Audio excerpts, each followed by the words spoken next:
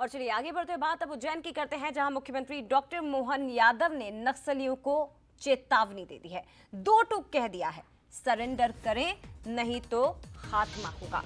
प्रदेश के मुख्यमंत्री डॉक्टर मोहन यादव, जिन्होंने उज्जैन में नक्सलियों को चेतावनी देते हुए कहा है कि सरेंडर कर दे नहीं तो खात्मे के लिए तैयार रहे, क्योंकि नक्सलवाद के खिलाफ जीरो टॉलरेंस की नीति है।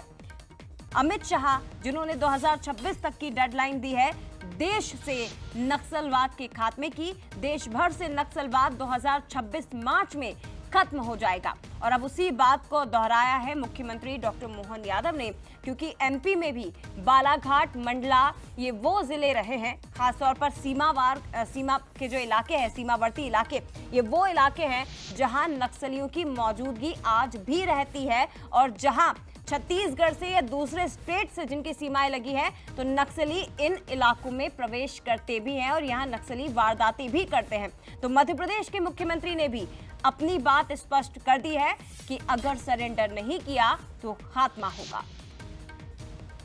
2026 तक नक्सलवाद समाप्त होगा, हम उस पर काम कर रहे हैं और यही परिणाम दे रहे हैं कि हमने बालाघाट, मंडला में लगातार नक्सलवादियों के खिलाफ मूवमेंट चलाए और 10 से ज़्यादा दुर्दांत नक्सलवादी मारे गए हैं और आने वाले समय में या तो सरेंडर करें या मार दिए जाएंगे। इसके अलावा कोई बीच का रास्ता नहीं है।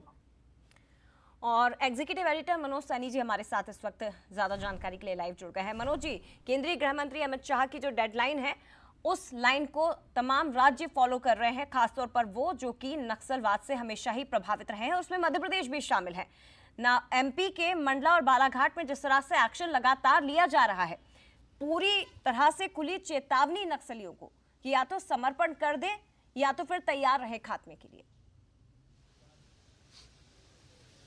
आपको याद होगा जया, 2-3 दिन पहले जब मैं दिल्ली में था तो आपसे ही शायद मैं बात कर रहा था इसी खबर को लेकर कि मध्य प्रदेश सरकार का बड़ा प्लान है नक्सलियों को लेकर, और प्लान यह है कि जीरो टॉलरेंस, जो अमित शाह की मंशा है उसी मंशा के अनुरूप मध्य प्रदेश सरकार भी काम कर रही।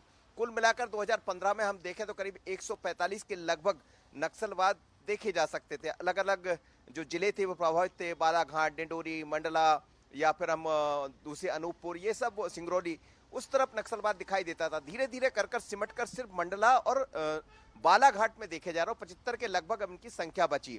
बहुत तेजी से सरेंडर हुआ है, 10 से ज्यादा बड़े नक्सली मारे गए। और मुख्यमंत्री का ये कहना कि छोड़ा नहीं जाएगा, या तो आप सरेंडर करिए या फिर मारे जाएंगे, तो मानकर चलिएगा कि या तो सरेंडर करना पड़ेगा या मारे जाएंगे, क्योंकि डेडलाइन जो है वो 31 मार्च 2026 है। अमित शाह जी की गृह मंत्री है, छत्तीसगढ़ में भी देख रहे हैं, मध्य प्रदेश में भी देख रहे हैं। खबरें ये भी आ रही है कि छत्तीसगढ़ में जाकर कुछ मंडला या बालाघाट के जो नक्सल प्रभावित क्षेत्र है वहां के नक्सली सरेंडर भी करना चाहते हैं, लेकिन उसको लेकर भी पूरा प्लान है सरकार का।